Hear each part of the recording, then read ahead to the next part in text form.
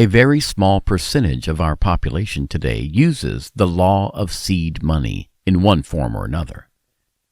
These are the rich, and especially the very rich.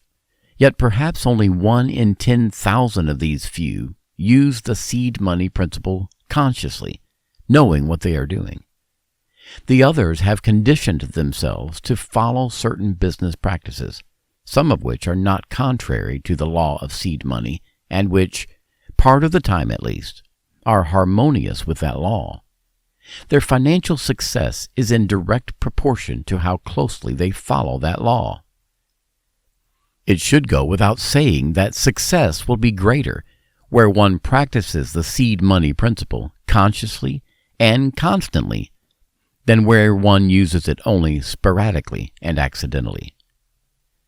A typical business operation in harmony with the law of seed money might be as follows. A man gets an idea for a new product, which will confer benefit upon those who buy it. He takes the idea to a friend.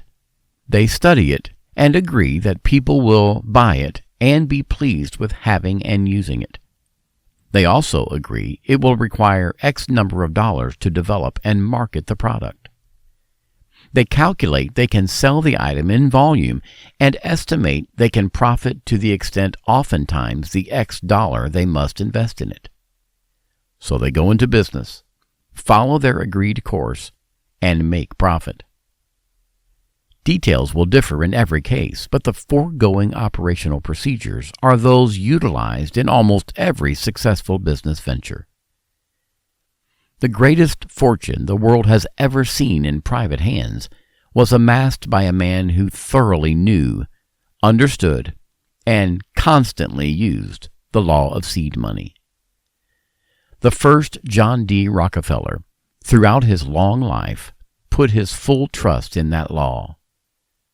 Whether in his early days when he gave frugally but regularly to his church, or in his middle and later years when his foundations were giving many millions to better the world, Rockefeller always envisioned the many times multiplication of his gifts returning to him.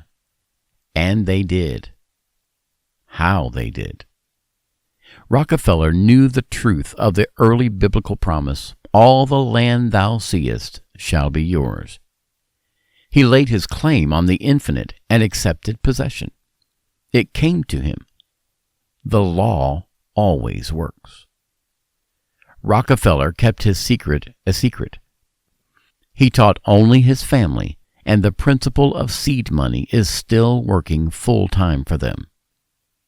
The world regarded the elder Rockefeller's practice of giving a new dime to everyone he met as a rich man's idiosyncrasy. But to Rockefeller it was a deeply religious and significant act, each gift another opportunity to multiply his return. Selfish? Greedy? Do not believe it. Here was a man in love with the law, thoroughly and all-absorbingly in love with the law. He embraced the law, and it gave, flooded abundance and wealth and prosperity over him almost beyond human power to count. Van Loon, in his Life of Rembrandt, paints a scene where the bailiffs are moving out the artist's stove and other furniture. In one corner of the hut, his wife is lying on a pallet of straw, dying of consumption. And what is Rembrandt doing? Standing in another corner of the hut, painting. As Rembrandt was in love with painting, the first John D. was in love with making the law of seed money work for him. Many men have walked our earth and left it richer for having been there. But it might well be that this first John D. Rockefeller, once probably the most reviled man of his era, left behind for the human race riches as great as any man who has been on earth. Rockefeller knew the law, and knew it so well that when in his middle 40s, America's finest physicians gave him but 6 months to live, he took the law and started applying it to his health, and as a result outlived all of those good medics from 25 to more than 40 years. Andrew Carnegie, Julius Rosenwald, and Andrew Mellon all knew the law of seed money and practiced it constantly throughout long and extremely prosperous lives. Not only did the gifts of these men enrich the entire world, but they also multiplied their personal wealth because each of them knew how to claim the multiplied return of their gifts, and constantly did so claim.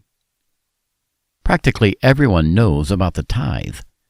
The tithe meant that 1/10 of the person's income belonged to the church.